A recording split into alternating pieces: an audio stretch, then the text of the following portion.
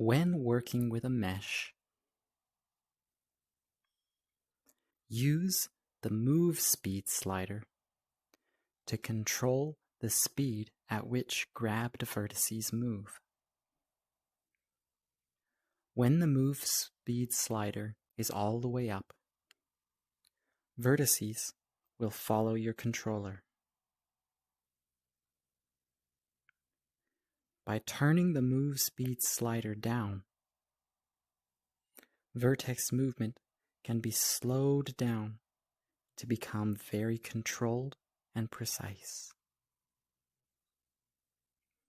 This is especially helpful when working with very small meshes.